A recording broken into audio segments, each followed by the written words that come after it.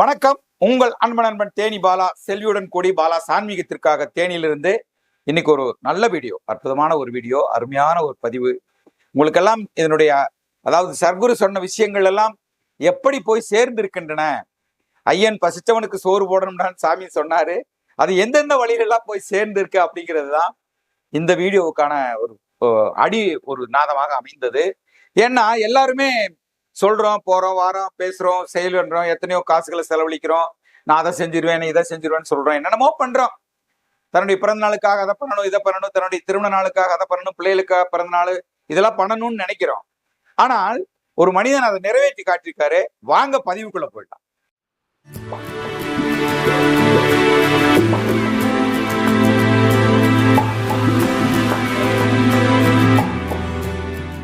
வாங்க இன்னைக்கு வீடியோக்குள்ள போயிடலாம்.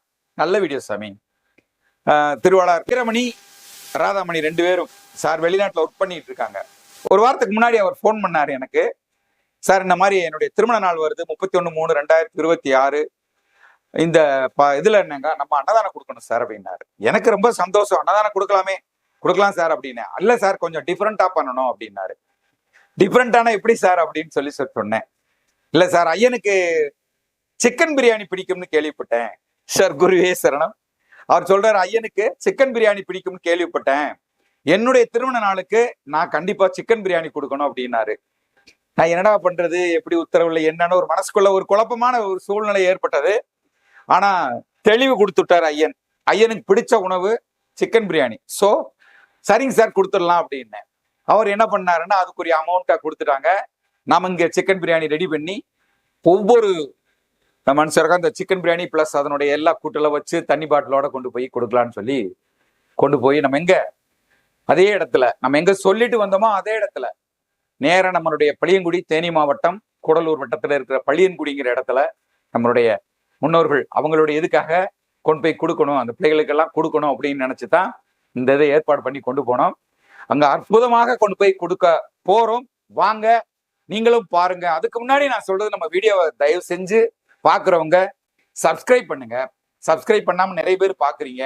நல்ல விஷயங்களை நான் உங்களுக்கு அடையணும்னா நீங்க அதுக்கு எனக்கு ஒத்துழைப்பு கொடுக்கணும். லைக் பண்ணி ஷேர் பண்ணுங்க, அதுதான் ரொம்ப நல்லா இருக்கும். நான் என்னுடைய அன்னதான பதிவுகள் போகல அப்படின்னு சொல்லி நிறைய பேர் பார்க்க மாட்டேங்கிறாங்கன்னு சொல்லி எனக்கு ஒரு உண்மையிலே ஃபீலிங் தான். அதுல எந்த வித மாற்றமும் இல்லை, ஃபீலிங் இருக்கு. ஏன்னா நல்ல விஷயத்தை மக்கள் ஏன் பார்ப்பதில்லை, இல்ல அதை காட்டணும்னா நல்ல விஷயங்களை ஏன் பார்க்கறது இல்லை, மக்கள் ஏன் இப்படி இருக்காங்க அப்படின்னு நம்மளுடைய சர்க்குரு பகவானுடைய பக்தர்களும் இப்படியா அப்படின்னு நினைச்சு எனக்கு மனசு ஃபீலிங் இருக்கு. எல்லாமே நல்லபடியா நடக்கும். இந்த பதிவை பார்த்துட்டு என்னுடைய கருத்துக்கு உங்களுடைய கருத்துக்களை தயவு செய்து பதிவிடுமாறு உங்களை பணிவோடு கேட்டுக்கிறேன். மீண்டும் அடுத்த பதிவுல நிச்சயமா நல்லா ஒரு கண்டென்ட்டோட உண்மை நடந்ததை சந்திக்கலாம் தான். இந்த பதிவை பார்த்துட்டு வாங்க. வணக்கம். நீங்க பார்க்குற இந்த இடம்தான் நம்ம கண்ணகி கோயிலுக்கு போற பாதை, சரிங்களா? மேலே நம்ம கேரளா பார்டரில் இருக்கிற கண்ணகி கோயிலுக்கு போகிற பாதை. அந்த பாதையில் தான் நம்ம போகணும். ரொம்ப இனிமையான அருமையான பாதை, இயற்கை வளம் கொஞ்சிய மலை அடிவாரத்தினுடைய அற்புதமான பாதை. நம்மளுடைய மூதாதையர்கள் எப்படி இடங்களெல்லாம் செலக்ட் பண்ணி தாங்கள் வாழ்ந்திருக்காங்க, வாழ்வாதாரத்தை மேம்படுத்தியிருக்காங்க அப்படிங்கிறதான் இந்த இடத்தினுடைய பார்க்கும்போது நமக்கு தோணக்கூடிய ஒரு விஷயம். அங்கேயும் இருந்துட்டு நம்ம மக்கள் இன்னும் நம்ம வாழ்க்கையை ஓட்டிகிட்டு இருக்காங்க. இந்த இயற்கை கொஞ்சம் அழகான இந்த இடங்கள்ல அருமையாக தங்களுடைய வாழ்க்கையை ரொம்ப சிம்பிளாக, அதாவது எளிமையாக வாழ்க்கையை வாழ்ந்துட்டு இருக்காங்க, சரிங்களா? விவசாயம், ஆடு மேய்க்கிறது, மாடு மேய்க்கிறது இதெல்லாம் செய்துட்டு அங்கே இருந்துட்டு இருக்காங்க. அதை தான் பார்க்கலாம் வாங்க. சர்க்குருவே சரணம். வணக்கம். உங்கள் நண்பன் தேனி பாலா. இன்னைக்கு பார்த்தீங்கன்னா ஒரு அற்புதமான காரியத்துக்காக வந்தோம். அன்னதானம் மலைவாழ் மக்களுக்கு, என்னுடைய சொந்தங்களுக்கு நான் அன்னதானம் இன்னைக்கு கொடுக்க வேண்டியது வந்துச்சு. வீரமணி தம்பதிகளுக்கு, அவர் வெளியே ஒரு வெளிநாட்டில் இருக்கார். வீரமணி தம்பதிகளுக்கு இன்றைக்கி திருமண நாள். அவங்களுடைய வேண்டுதலுக்கு இணங்க இன்றைக்கி கொண்டு கொடுத்துருக்கோம். சர்க்குருவே சரணம். நல்லபடியாக அங்கே சேர்ந்தோம். மக்களுக்கான உணவுகளை கொடுக்க செல்வியை ஆரம்பிச்சிட்டாங்க. சிக்கன் பிரியாணி வித் லெக் பீஸோட நல்லா ரெடி பண்ணியிருந்தோம். அதனுடைய தயிர் வெங்காயம் குழம்பு எல்லாமே ரெடி பண்ணி கொடுத்துட்ருந்தோம். அவர் சொன்னது விஷயத்தை நாங்கள் உள்வாங்கியதுனால அப்பாவுக்கு செய்யணும், அப்பாவோட பேரில் இல்லாதவங்களுக்கு செய்யணும், பசித்தவங்களுக்கு சோறு போடணுங்கிறது தான் எங்களுடைய ஒரு எய்மாக இருந்தது. திருவாளர் வீரமணி, ராதாமணி தம்பதியினர் நீண்ட காலம் நலமுடனும் வளமுடனும் வாழணும். அவங்களுடைய இந்த எண்ணம் நாங்கள் நிறைவேற்றி கொடுத்துருக்குறோம். ஐயன் சொன்னார் ஒரே விஷயம், பசிச்சவனுக்கு சோறு போடணும்டா சாமின்னு. செல்வி சொல்லிட்டு இருக்காங்க பாருங்க, அவங்ககிட்ட யாரு கொடுத்தாங்க, ஏன் கொடுத்தாங்க, இது அவங்கள வாழ்த்துங்க அப்படின்னு சொல்லி செல்வி சொல்லுவாங்க. ஒவ்வொரு தடவையும் அப்படிதான். நாங்கள் உணவு கொடுக்க செல்லும்போது அந்த அன்னதானத்தில் செல்வி சொல்லக்கூடிய ஒரு விஷயம், நாங்கள் தான் கொடுக்குறோன்னு தம்பட்டம் அடிச்சுக்கிறதே கிடையாது. மக்கள் நீங்கள் செய்யும் உதவி, நீங்கள் செய்யும் அந்த அற்புதமான காரியத்திற்கு நாங்கள் ஒரு தூண்டுகோலாக உறுதுணையாக இருக்கிறோம் என்பதை தான் நாங்கள் உங்களுக்கு ஒவ்வொரு முறையும் சொல்லி கொண்டிருக்கிறோம். எங்களுடைய அன்னதானம் நீங்கள் செய்தது, எங்களுடைய அன்னதானம் ஐயன் வேண்டியது, செய்யிடா சாமின்னு.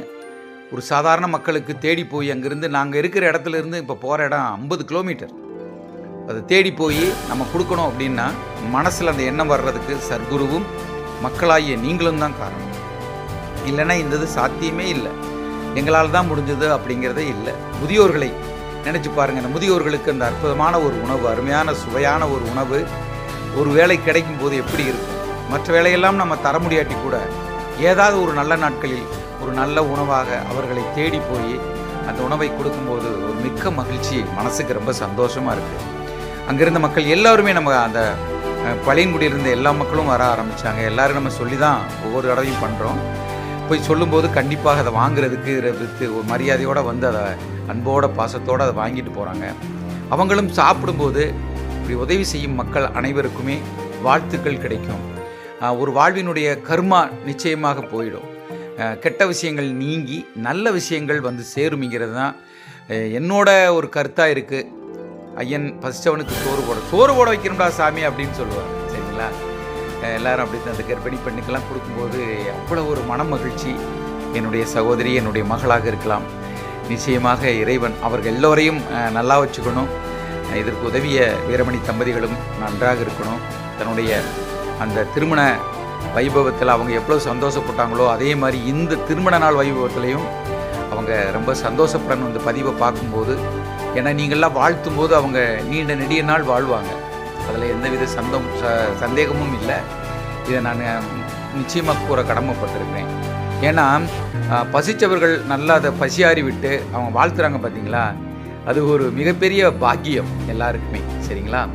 அது எங்களுக்கும் கிடைத்தது, உதவி செய்த அத்தனை பேருக்கும் அது கிடைத்து கொண்டு தான் இருக்கிறது. செல்வியும் நானும் மறக்காமல் எல்லார்கிட்டையும் சொல்லுவோம். செல்வி அது எந்த காலத்துலேயும் மறக்காமல் சொல்லுவாங்க. சொல்லிவிட்டு இந்த மாதிரி வாழ்த்துங்க, அவங்க குடும்பம் நல்லா இருக்கணும் அப்படின்னு சொல்லி வாழ்த்துங்கன்னு சொல்லி ஒவ்வொரு முறையும் சொல்லுவாங்க. அதுதான் நடந்துகிட்ருக்கு. நாங்கள் எப்பயுமே மறக்க மாட்டோம். சரிங்களா? நீங்கள் ஒவ்வொரு ஆளும் சொல்கிறீங்க நாங்கள் இந்த பிரச்சனைகள் இருக்குன்னு. அத்தனை பிரச்சனைகளையும் இந்த அன்னதானத்துக்கு முன்னாடி நாங்கள் கிளம்பும்போது அந்த பூஜையில் நாங்கள் அதை வச்சுட்டு ஐயனிடத்தில் மன்றாடி கேட்டுக்கிறோம். சர்க்குருவே, இந்த அன்னதானத்துக்கு உதவியவர்கள், எங்களிடம் கோரிக்கை வைத்தவர்கள் அத்தனை பேருடைய வீட்டிலையும் மிக அற்புதமான விஷயங்கள் நடக்கணும் அப்படின்னு பூஜைகளை நம்ம வேண்டிக்கிறோம். இப்போ வர்ற ஒவ்வொரு பதிவுலையும் பார்த்திங்கன்னா நாங்கள் வணங்காமல் பூஜை பண்ணாமல் போகிறது இல்லை. சிறார்கள் ரொம்ப அற்புதமான ஒரு இறைவனுடைய படைப்பு, இறைவனாகவே வாழ்பவர்கள். சரிங்களா? அந்த டீனேஜ் வர்ற வரைக்கும் இவர்கள் எல்லாம் இறைவர்கள் தான், இறை தூதர்கள் மாதிரி நான் நினச்சிக்கிறேன். அவர்களுக்கு அந்த உணவு கொடுக்கறதுல ஒரு சந்தோஷம் எங்களுக்கு. வாங்க, தொடர்ந்து உதவி பண்ணலாம். சர்க்குருவே சரணம். நான் உங்கள் தேனி பாலா செல்வியுடன் கூடி இன்றைக்கி பார்த்தீங்கன்னா தேனி மாவட்டம் கூடலூர் வட்டத்தில் இருக்கிற நம்மளுடைய கண்ணை கோயிலுக்கு கீழே இருக்கிற பழியன்குடிங்கிற நம்மளுடைய மலைவாழ் மக்கள் பழியர்களுடைய போய் அன்னதானம். எப்படி அன்னதானம்னா, நம்ம சர்க்குருக்கு சிக்கன் பிரியாணி பிடிக்கும்னு சொல்லிட்டு நம்ம ஃபாரினில் இருக்கிற வீரமணி, அவங்க அந்த ராணி, ராதா ராணி, தரணிகா, விஷால், இவங்கெல்லாம் பார்த்தீங்கன்னா குடும்பம். அவருக்கு இன்றைக்கி வீரமணிக்கும் ராதாராணிக்கும் இன்றைக்கி திருமண நாள். சரிங்களா? அவங்க கொடுக்கணும்னு சொன்னாங்க. சிக்கன் பிரியாணி தான் கொடுக்கணும், அப்பாவுக்கு பிடிச்சிருக்கு, சிக்கன் பிரியாணி கொடுங்க அப்படின்னாங்க. அந்த சிக்கன் பிரியாணி இன்றைக்கி ரெடி பண்ணி கொண்டு போய் நமக்கு தெரிஞ்ச அருமையாக மனசார நம்ம கொடுத்துட்டு வந்திருக்கோம். அவர்கள் எல்லாருமே வாழ்த்துனாங்க. வீரமணி தம்பதிகள் ரொம்ப சந்தோஷமாக நீண்ட நாள் குடும்பத்தோட சந்தோஷமாக இருக்கணும். சர்க்குருவே சரணம். குருவே, உன் துணையன்றி வேறு துணை எனக்கேது, வேறு துணை எனக்கேது.